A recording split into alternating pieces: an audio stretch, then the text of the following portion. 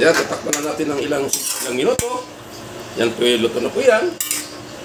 So yan po ang ating niluto ngayong araw, ginisang pitsay.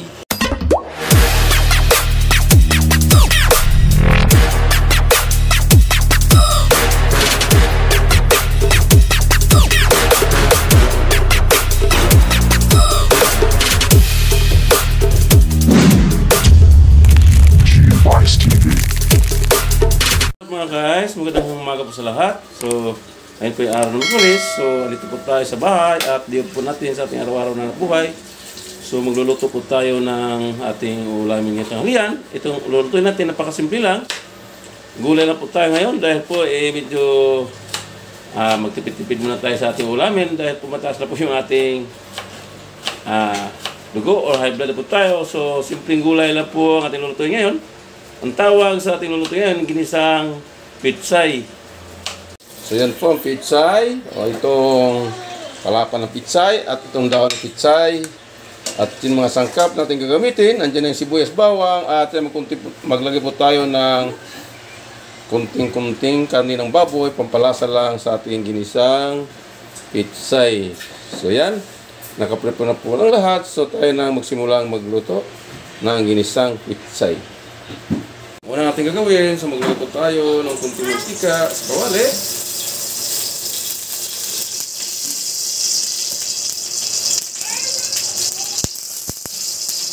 Panggisa sa bawang at sibuyas. Ito po ay ating niluto ngayon. Gisang pitsay lang po. Simpleng ulam lang po ito. Simpleng gulay. Gisang pitsay with pork meat or with pork limpo. May kunting pork limpo po natin halo para lumasa ang ating ginisang pitsay. Ilagay na natin yung kunting pork limpo. Basta maluto.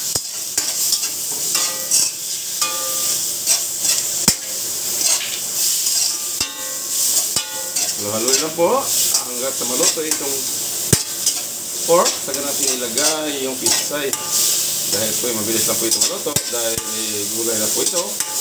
At ito nung magluluto ito half cook lang sa gulay. Lagyan po tayo ng kunting pamintang durog.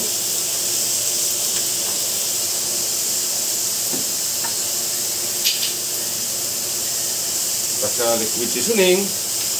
Mag-ambot tayo ng liquid seasoning para lumasa yung ating ginisang pitsay.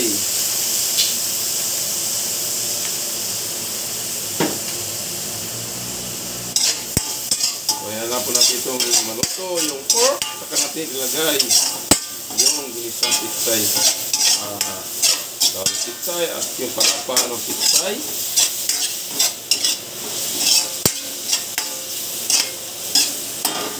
Tingnan natin yung ating lutong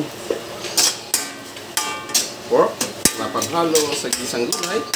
Kung malambot na bagay. So malambot na siya. So mag-add tayo ng kunting patis, pampaalat.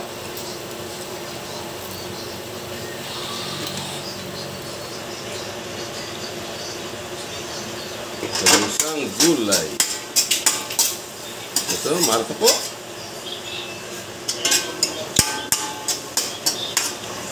So, ilagay na natin yung palapa ng pitsay. So, ayan.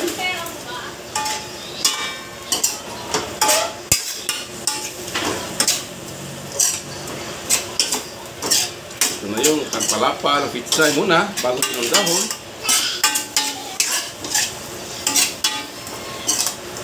So, mag-add po tayo ng kunting kumintang crack. Crack nito, hindi durog. Kanina durog yun eh.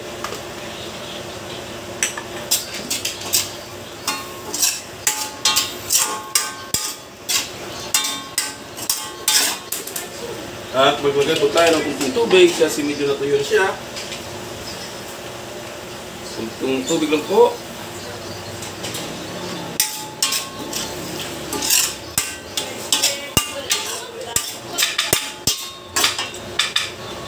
At Maglagay po tayo ng pampalasa.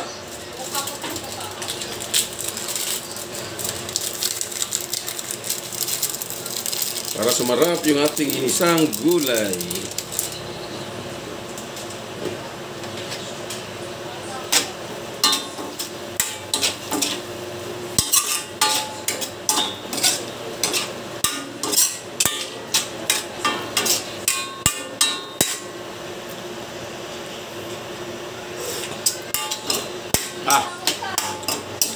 Lasa na siya. At maglagay po tayo ng kunting asin lang. Kunting asin. Ayan.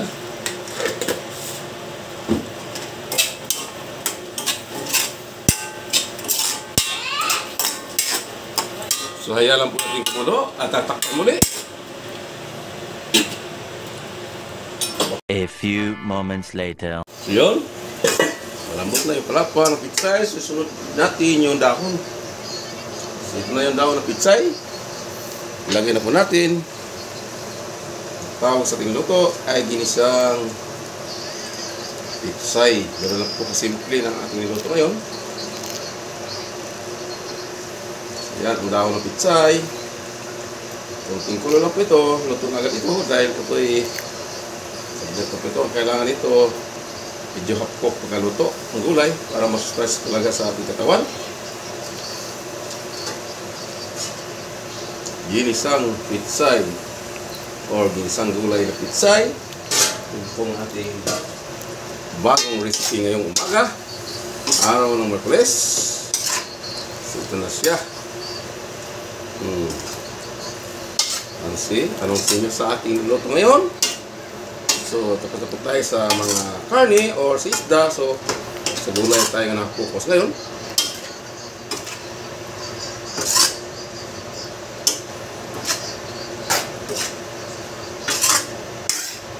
So, yan. Tatakpan na natin ng ilang minuto. Yan po yung luto na po yan. So, yan po ang ating niluto ngayong araw, ginisang pitsay. So, ito, luto na po ito. So, ilipat na natin ibang lagayan. Ito na yung ating ginisang pitsay. Luto na po siya. So, yan. Yung ating ulam ngayong araw. Ginisang pitsay. So, ito na mga guys. Yung ating ulam ngayong araw. Ginisang pitsay. So, hanggang sa muli. Thanks for watching my new video.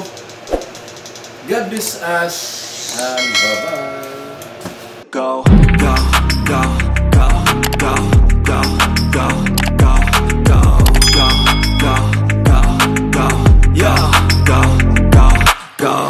Hustle hard, hustle every single day.